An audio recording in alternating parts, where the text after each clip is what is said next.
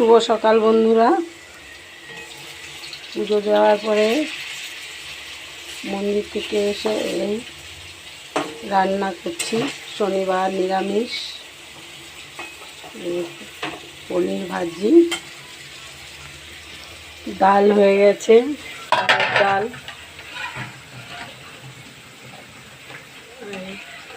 মুগের ডাল হয়ে গেছে আমাদের।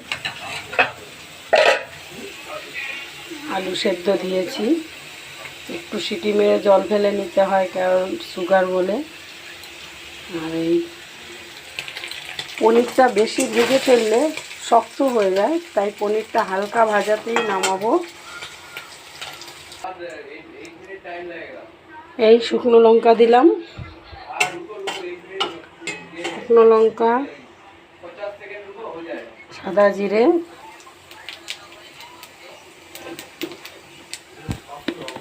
আজকে ছোট্ট আলুটা না ছুলেই দেব। গাছের তেজপাতা, কাঁচা তেজপাতা, টাটকা তেজপাতা দিলাম।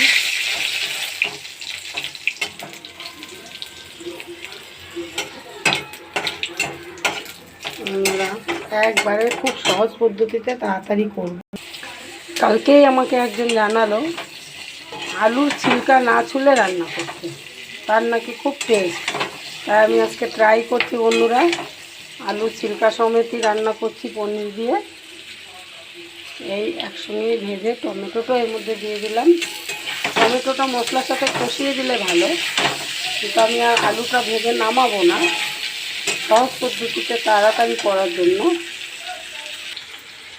তো বন্ধুরা, আমি এখানে সব রকম মশলা, বাটা কিছু মশলা নেই, সব গুঁড়ো।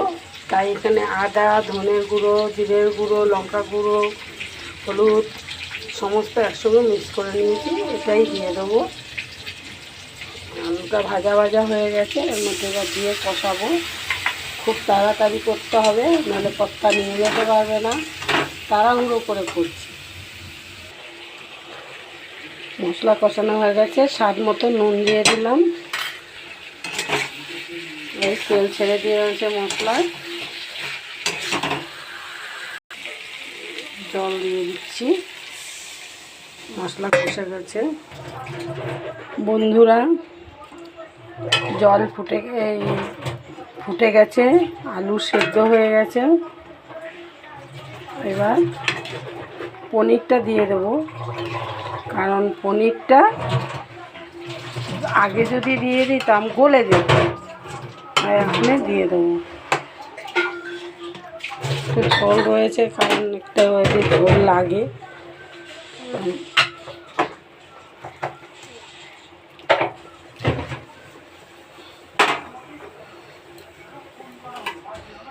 দিয়ে দেওয়া হলো। এবার একটু ঘি আর গরম মশলা দিয়ে দেবো, একটু জল আর একটু ফুটুক, ঢাকা দিয়ে দিলাম।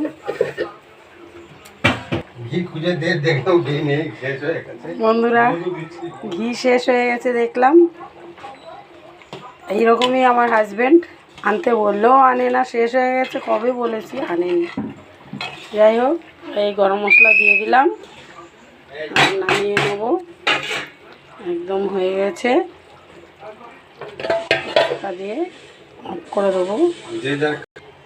তো বন্ধুরা, কেমন হলো আপনারা জানাবেন। টাটা, বাই, এখানেই রাখছি।